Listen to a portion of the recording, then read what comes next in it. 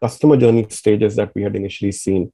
And what I've tried to do here is putting it from the product perspective now, and try to see what exactly is it that the customers are looking at with respect to the product that they are interacting with, right? So first and foremost, as you think about the customer and the product interplay, identifying the right customers is crucial.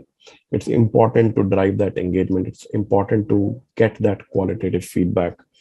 To then you get to the acquisition stage where you focus on customers that you want to have, right? Any service that you roll out today has, of course, the free version to start getting some sort of traction, or a freemium version that combines the paying and the free options, or potentially a completely premium service as well, right? So how do you focus on the customers that are actually driving your revenue, and maintaining that focus at the same time on sustaining that forward?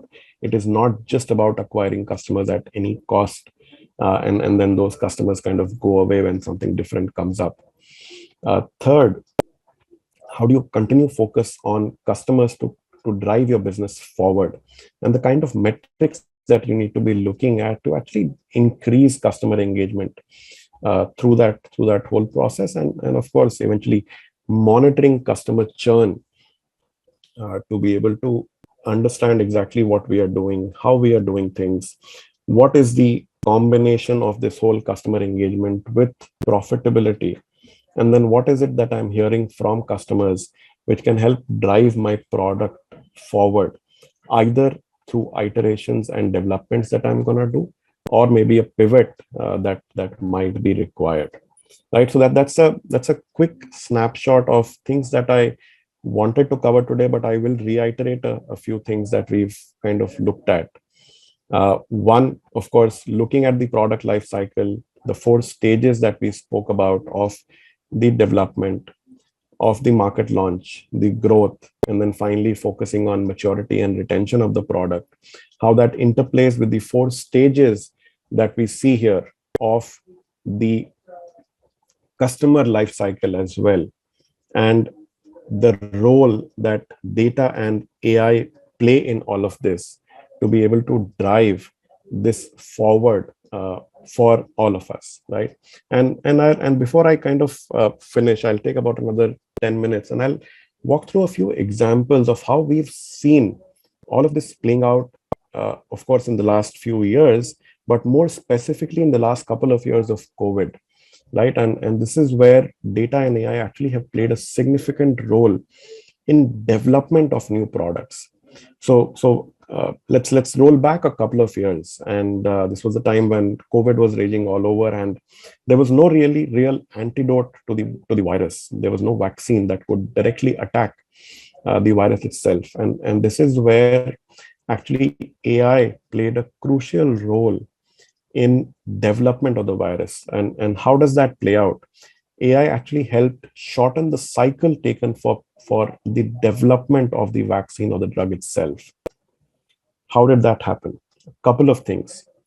One, as you think about any vaccine, it essentially is a combination of different proteins within its constituents that come together to then have the desired impact on the virus that it is trying to fight. Now, the combinations of these proteins that need to be tested out in a typical drug development cycle or a vaccine development cycle is millions of iteration. AI played a crucial role here in 2 ways. One, through AI, researchers and developers were actually able to reduce the overall set of consideration for the combinations of proteins that have a likelihood of success against a certain virus or antigen that it was trying to work with. So you are essentially reducing the overall universe of consideration and then reducing that many more iterations that were required. So that's one in which AI actually played a part by reducing that set. Second, as we look at this, the other part was the sheer computing power that was required to actually drive the results that were required from each of these iterations that was happening. right? So combination of those two things: one, reducing the overall set of consideration that was there within the protein combinations; second, driving through better computing and power in the whole process itself to reduce or shorten the time that it took for each of these, right? So AI actually played a huge part in all of this. That's one. Second, if we take the same example and transpose that into the world of other products that might be there, one of course we spoke about was the drug development or the vaccine development industry. Second, if we transpose that out now, as you look at the traditional the time taken for any product development today, the total development time has been significantly coming down.